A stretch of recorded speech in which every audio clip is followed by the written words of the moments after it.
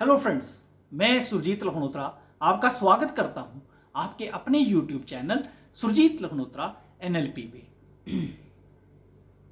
दोस्तों, आज मैं आपके साथ एक और कहानी शेयर करने जा रहा हूं। ये कहानी है एक 40 से 42 साल के बीच के आदमी की, जो कि पिछले 15-20 साल से सिगरेट पी रहे हैं।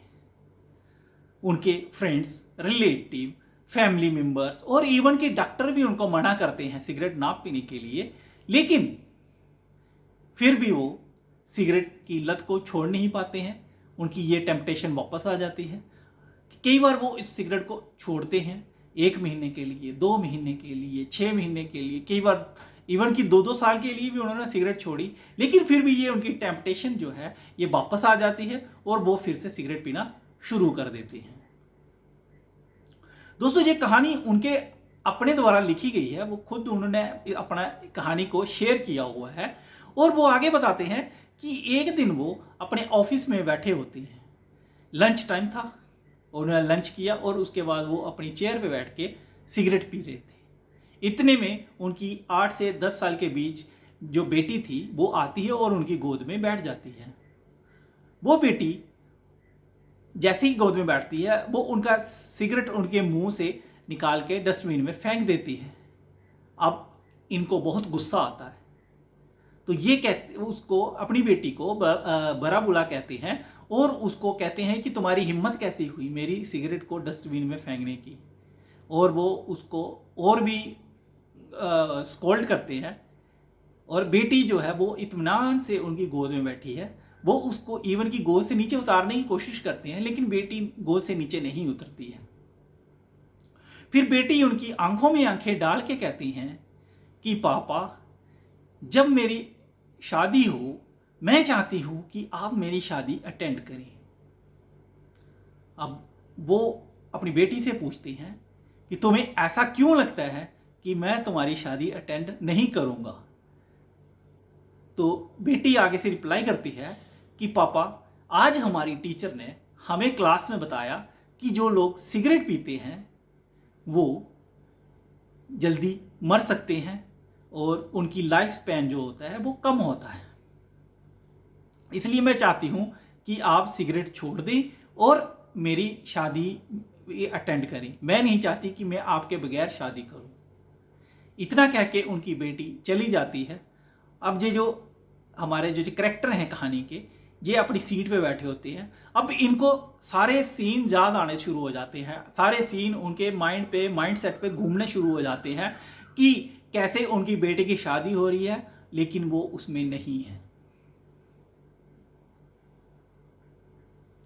जब उनको ये सीन याद आ रहे हैं तो उनके अंदर एक घबराहट की फीलिंग आ रही है। उनके अंदर जो एक फीलिंग आ रही है, उनको ऐसा लग रहा है कि कोई उनको मसल पुल हो रही है। उनका माथा ऐसे फट रहा है, दिमाग उनका ऐसे फॉगी हो रहा है, उनको कुछ भी समझ नहीं आता है और उनको बहुत इसका जो पेन है उनके वहाँ ना उपस्थित होने का, बेटी की शादी में, वो जो पेन है वो बड़ा हो रहा है।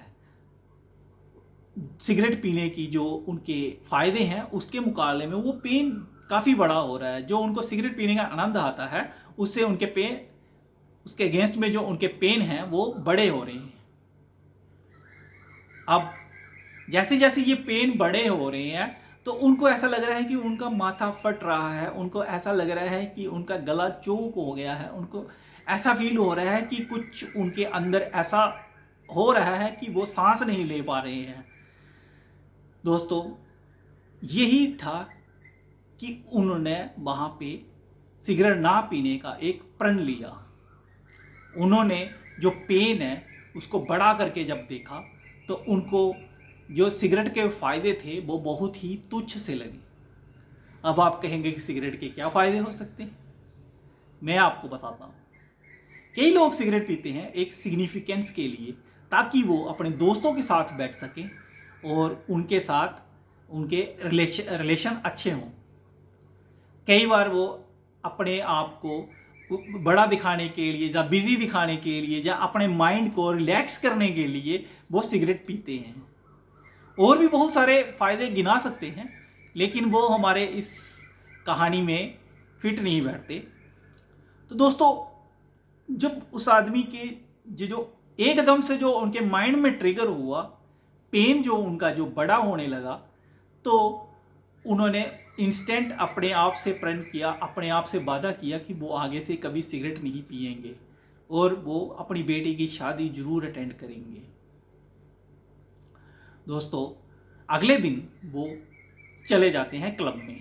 वहाँ उनके वही पुराने दोस्त आ जाते हैं और वो वही पैकेट उनको इनवाइट करते हैं पीने के लिए, जो उनका फेवरेट ब्रांड था सिगरेट का। लेकिन उनका मन बिल्कुल नहीं होता सिगरेट पीने का। एकदम से उनके अंदर सिगरेट के प्रति जो इच्छा थी, जो थी, सब खत्म हो जाता है।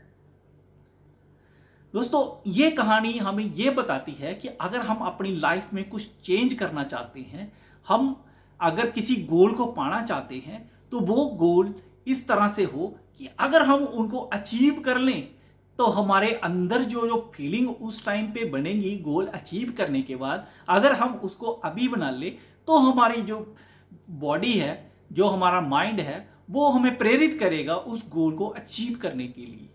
अगर किसी हम हैबिट से छुटकारा पाना चाहते हैं तो हम उसके पेन्स को बढ़ा करके देख लें। जब हम उसके पेन्स को बढ़ा करके देख लेंगे तो उससे आने वाले जो गेन है हमें तुच्छ लगेंगे और हम उस आदत से आसानी से छूट सकते हैं।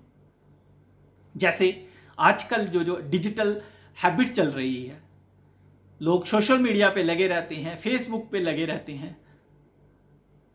ये इंस्टेंट ग्रेटिफिकेशन जो उनके अंदर आती है, वो उनको थोड़ी देर के लिए रिलैक्स करती है, उनके माइंड को रिलैक्स करती है और वो इस तरह से वो अपना पूरा ही दिन इसमें बर्बाद कर देते हैं, अपना समय बर्बाद कर देते हैं।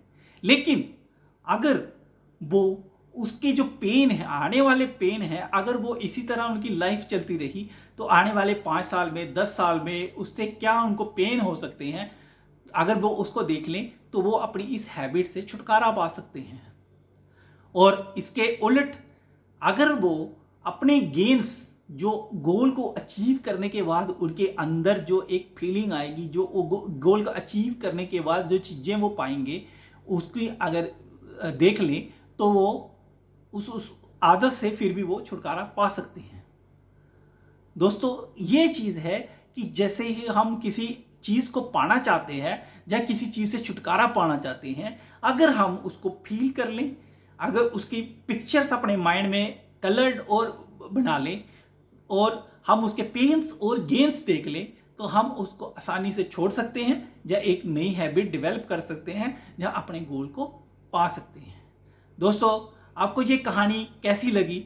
अगर आपको अच्छी लगी तो इस वीडियो को लाइक करें, शेयर करें और मेरे चैनल को सब्सक्राइब करना ना भूलें।